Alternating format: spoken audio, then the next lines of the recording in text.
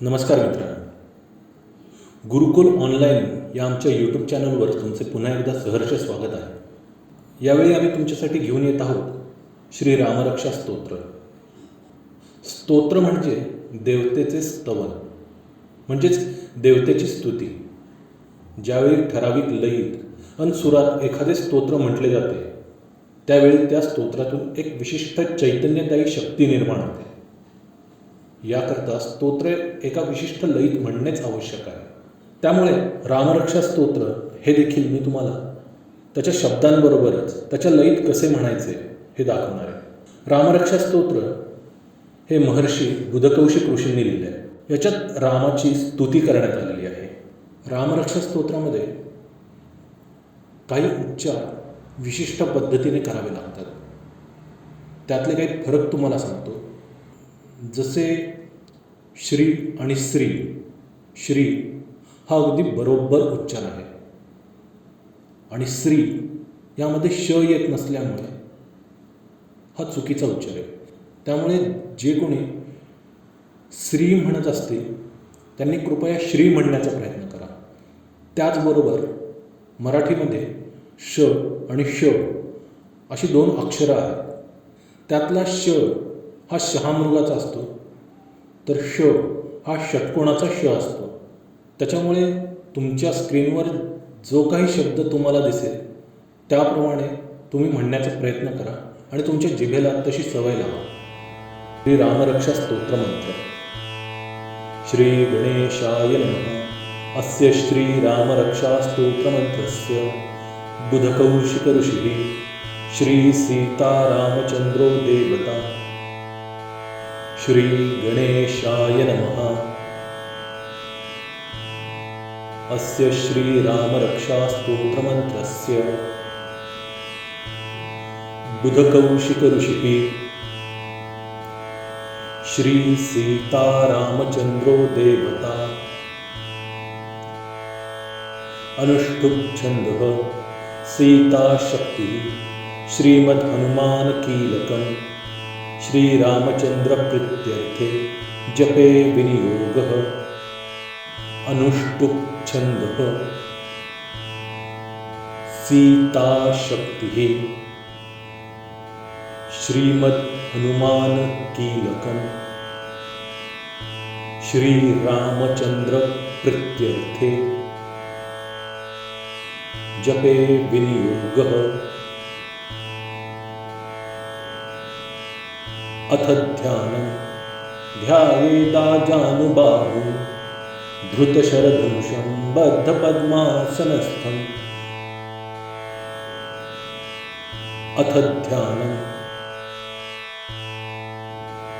ध्यायेदाजानुबाहुं धृतशरधनुषं बद्धपद्मासनस्थम्. पीतं वासो वसानं नवकमलदलस्पर्धिनेत्रं प्रसन्नं.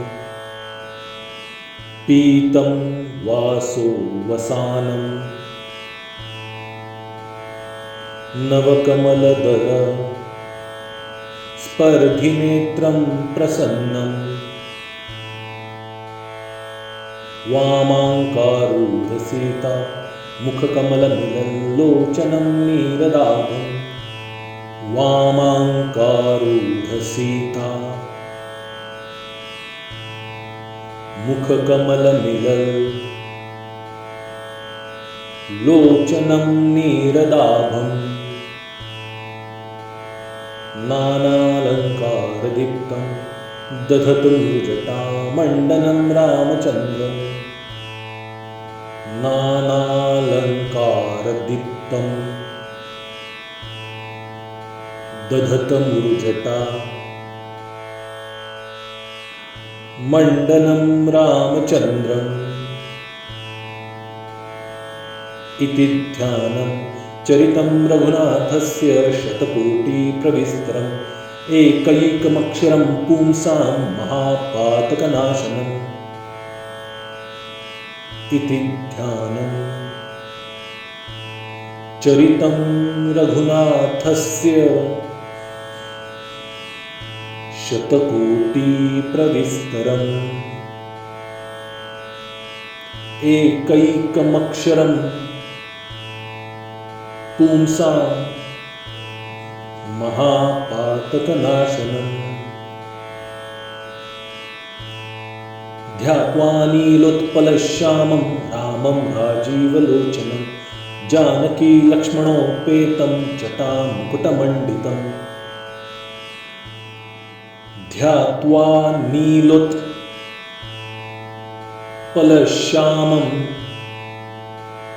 रामं राजीवलोचनं जानकी लक्ष्मणोपेतं जटामुकुटमण्डितम् सासीतूणधनुर्बाण पाणिं नक्तं चरान्तकं स्वलीलया जगत्त्रातु माविर्भूतमजं विभुम् सासीतूणधनुर्बाण पाणिं नक्तं चरान्तकम् स्वलीलया जगत्त्रातु माविर्भूतमजं विभुम् रामरक्षां पठेत् प्राज्ञः पापघ्निं सर्वकामदां शिरो मे राघवः पातु बालं दशरथात्मजः रामरक्षां पठेत् प्राज्ञः पापघ्निं सर्वकामदां शिरो मे राघवः पातु बालं दशरथात्मजः कौसल्येयो दृशौ पातु विश्वामित्रः प्रियश्रुति घ्राणं पातु मुखत्राता मुखं सौमित्रिवत्सलः कौसल्येयो दृशौ पातु विश्वामित्रप्रियश्रुति घ्राणं पातु मुखत्राता मुखं सौमित्रिवत्सलः जिह्वां विद्यानिधिः पातु कण्ठं भरतवन्दितः स्कन्धौ दिव्यायुधः पातु भुजौ भग्नेशकार्मुकः जिह्वां विद्यानिधिः पातु कण्ठं भरतवन्दितः स्कन्धौ दिव्यायुधः पातु भुजौ भग्नेशकार्मुकः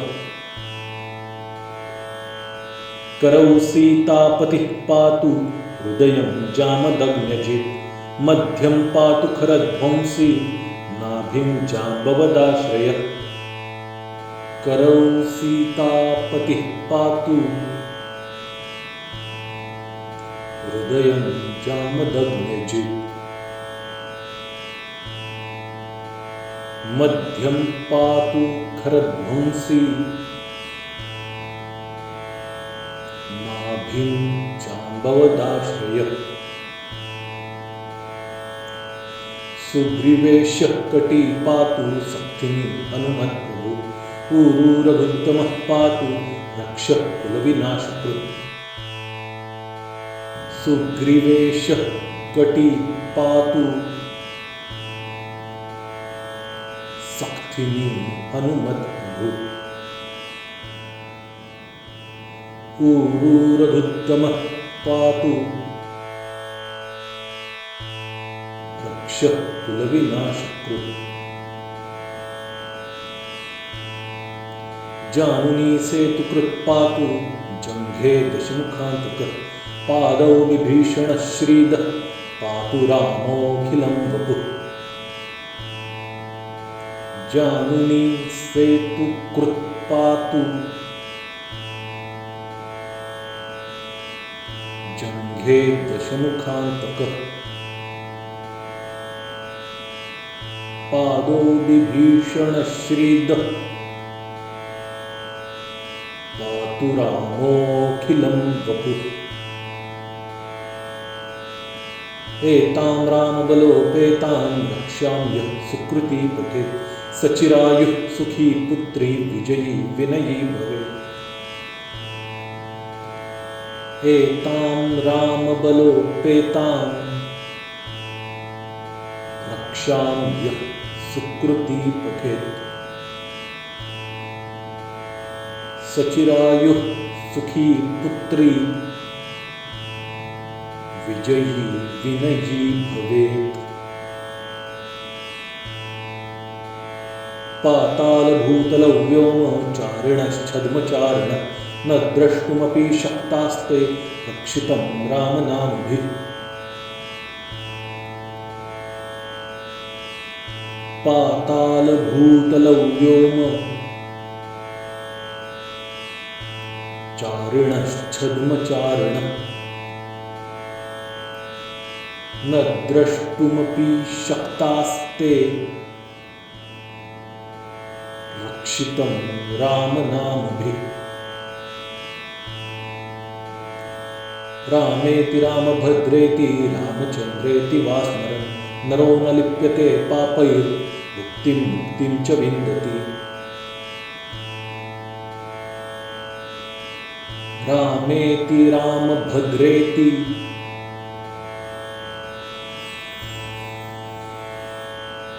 रामचन्द्रेति वा स्मरन् नरो न लिप्यते पापैर्मुक्तिं मुक्तिं च विन्दति। जगज्जैत्रेकमन्त्रेण रामनाम्नाभिरक्षितं यः कण्ठे धारयेत् तस्य करस्था सर्वसिद्धयः। जगज्जैत्रेकमन्त्रेण रामनाम्नाभिरक्षितं यः कण्ठे धारयेत् तस्य करस्था सर्वसिद्धयः। वज्रपञ्जरनामेदं यो रामः कवचं स्मरेत् अव्याहताज्ञ सर्वत्र लभते जयमङ्गलम्। वज्रपञ्जरनामेदं यो रामः कवचं स्मरेत् अव्याहताज्ञ सर्वत्र लभते जयमङ्गलम्। आदिष्टवान् यथा स्वप्ने राम रक्षामि मां हरः तथा लिखितवान् प्रातः प्रबुद्धो बुधकौशिकः। आदिष्टवान् यथा स्वप्ने राम रक्षामि मां हरः तथा लिखितवान् प्रातः प्रबुद्धो बुधकौशिकः। आरामः कल्पवृक्षाणां विरामः सकलापदाम् अभिरामस्त्रिलोकानां रामः श्रीमान् सनः प्रभुः।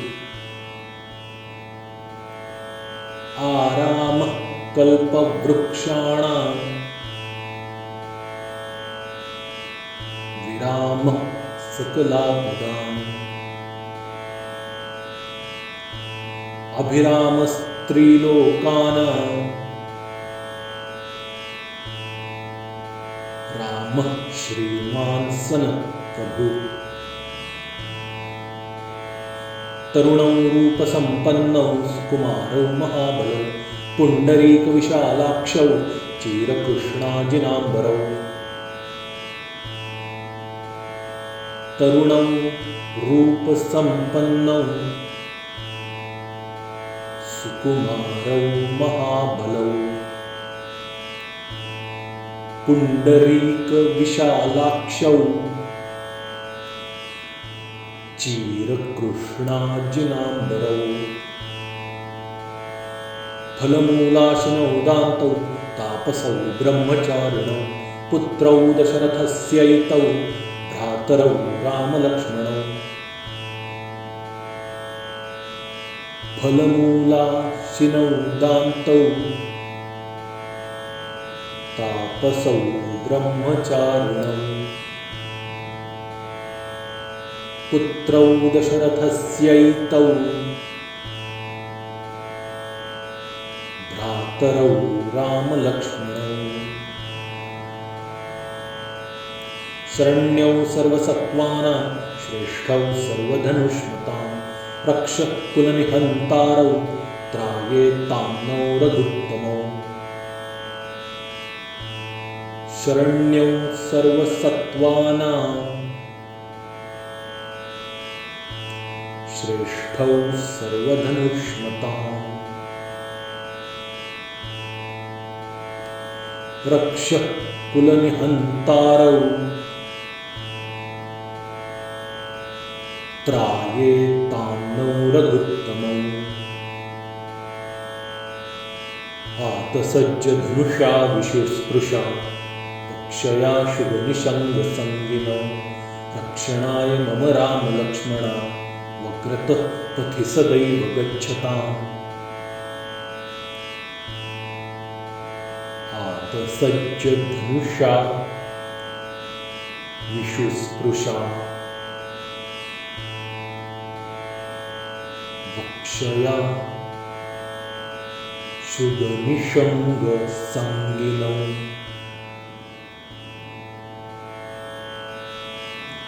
रक्षणाय मम रामलक्ष्मणा वक्रतः पथि सदैव गच्छताम्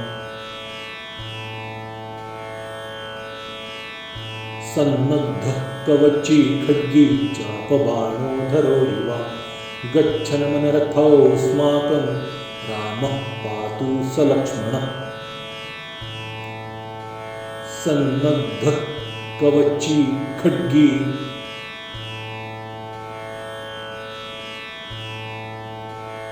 चापबाणधरो युवा गच्छन्मनरथोऽस्माकं रामः पातु स लक्ष्मणः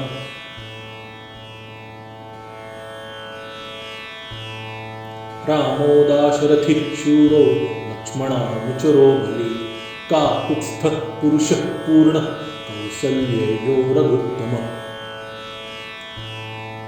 रामो दाशरथिः शूरो लक्ष्मणानुचरो बली काकुत्स्थः पुरुषः पूर्णः कौसल्येयो रघुत्तमः वेदान्तवेद्यो यज्ञेशः पुराणः पुरुषोत्तमः जानकी वल्लभः श्रीमान् प्रमेय पराक्रमः वेदान्तवेद्यो यज्ञेशः पुराणः पुरुषोत्तमः जानकी वल्लभः श्रीमान् प्रमेय पराक्रमः इत्येतानि जपेन् नित्यं मद्भक्तः श्रद्धयान्वितः अश्वमेधादिकं पुण्यं सम्प्राप्नोति न संशयः इत्येतानि जपेन् नित्यं मद्भक्तः श्रद्धयान्वितः अश्वमेधाधिकं पुण्यं सम्प्राप्नोति न संशयः रामं दूर्वादलश्यामं पद्माक्षं पीतवाससं स्तुवन्ति नामभिर्दिव्यैर्न ते संसारिणो नरः रामं दूर्वदलश्यामं पद्माक्षं पीतवाससं स्तुवन्ति नाम भिर्दिव्यैर्न ते संसारिणो नरः। रामं लक्ष्मणपूर्वजं रघुवरं सीतापतिं सुन्दरं काकुत्स्थं करुणार्णवं गुणनिधिं विप्रप्रियं धार्मिकं राजेन्द्रं सत्यसन्धं दशरथतनयं श्यामलं शान्तमूर्तिं वन्दे लोकाभिरामं रघुकुलतिलकं राघवं रावणारिम्। रामं लक्ष्मणपूर्वजं रघुवरं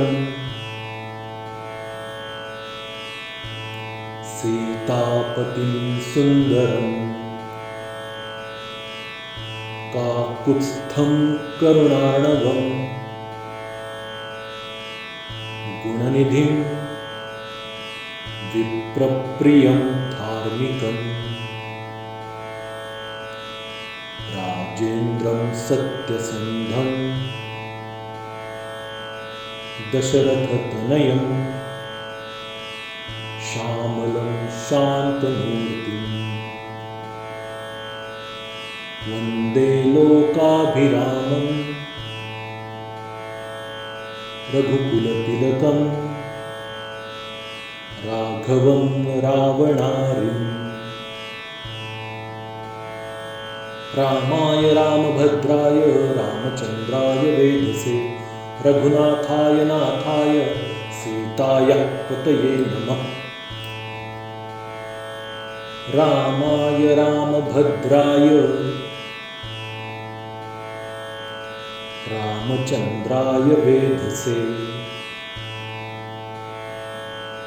रघुनाथाय नाथाय सीताय पतये नमः। श्रीराम राम रघुनंदन राम राम श्रीराम राम भरताग्रज राम राम श्रीराम राम रणकर्कश राम राम श्रीराम राम शरणं भव राम राम। श्रीराम राम रघुनंदन राम राम श्रीराम राम भरताग्रज राम राम श्रीराम राम रणकर्कश राम राम श्रीराम राम शरणं भव राम राम। श्रीरामचन्द्र चरणौ मनसा स्मरामि श्रीरामचन्द्र चरणौ वचसा गृह्णामि श्रीरामचन्द्र चरणौ शिरसा नमामि श्रीरामचन्द्र चरणौ शरणं प्रपद्ये। श्रीरामचन्द्र चरणौ मनसा स्मरामि श्रीरामचन्द्र चरणौ वचसा गृह्णामि श्रीरामचन्द्र चरणौ शिरसा नमामि श्रीरामचन्द्र चरणौ शरणं प्रपद्ये। माता रामो मत्पिता रामचन्द्र स्वामी रामो मत्सखा रामचन्द्र सर्वस्वं मे रामचन्द्रो दयालु नान्यं जाने नैव जाने न जाने। माता रामो मत्पिता रामचन्द्र स्वामी रामो मत्सखा रामचन्द्र सर्वस्वं मे रामचन्द्रो दयालु नान्यं जाने नैव जाने न जाने। दक्षिणे लक्ष्मणो यस्य वामे तु जनकात्मजा पुरतो मारुतिर्यस्य तं वन्दे रघुनन्दनम्। दक्षिणे लक्ष्मणो यस्य वामे तु जनकात्मजा पुरतो मारुतिर्यस्य तं वन्दे रघुनन्दनम्। लोकाभिरामं रणरङ्गधीरं राजीवनेत्रं रघुवंशनाथं कारुण्यरूपं करुणाकरन्तं श्रीरामचन्द्रं शरणं प्रपद्ये। लोकाभिरामं रणरङ्गधीरं राजीवनेत्रं रघुवंशनाथं कारुण्यरूपं करुणाकरन्तं श्रीरामचन्द्रं शरणं प्रपद्ये। मनोजवं मारुततुल्यवेगं जितेन्द्रियं बुद्धिमतां वरिष्ठं वातात्मजं वानरयूथमुख्यं श्रीरामदूतं शरणं प्रपद्ये।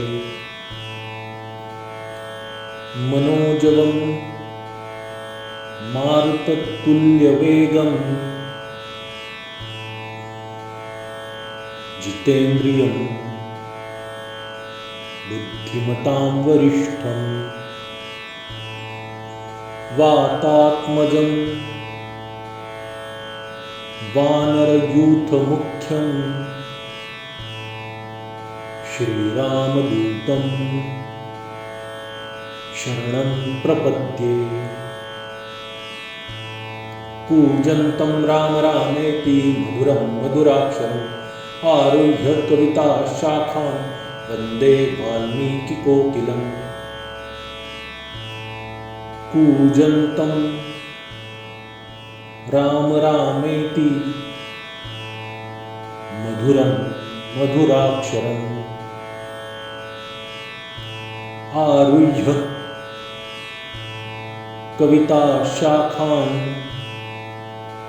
वन्दे वाल्मीकि कोकिलम्। आपदामपहर्तारं दातारं सर्वसम्पदां लोकाभिरामं श्रीरामं भूयो भूयो नमाम्यहम्। आपदामपहर्तारं दातारं सर्वसम्पदां लोकाभिरामं श्रीरामं भूयो भूयो नमाम्यहम्। भर्जनं भवबीजानां मर्जनं सुखसम्पदां तर्जनं यमदूतानां राम रामेति गर्जनम्। भर्जनं भवबीजानां मर्जनं सुखसम्पदां तर्जनं यमदूतानां राम रामेति गर्जनम्। रामो राजमणिः सदा विजयते रामं रमेशं भजे। रामेणाभिहता निशाचरचं रामाय तस्मै नमः। रामान्नास्ति परायणं परतरं रामस्य दासोऽस्म्यहम्। रामे चित्तलयः सदा भवतु मे भो राम मामुद्धर। रामो राजमणिः सदा विजयते रामं रमेशं भजे। रामेण धिहता निशाचरचमू रामाय तस्मै नमः। रामान्नास्ति परायणं परतरं रामस्य दासोऽस्म्यहम्। रामे चित्तलयः सदा भवतु मे, भो राम मामुद्धर।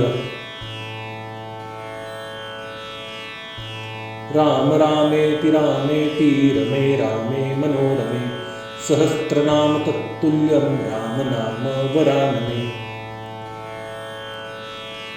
राम रामेति रामेति रमे रामे मनोरमे, सहस्रनाम तत्तुल्यं राम नाम वरानने। इति श्री बुधकौशिक विरचितं श्रीरामरक्षास्तोत्रं सम्पूर्णं। श्री सीतारामचन्द्रार्पणमस्तु। इति श्री बुधकौशिक विरचितं श्री रामरक्षा स्तोत्रं सम्पूर्णं। श्री सीतारामचन्द्रार्पणमस्तु।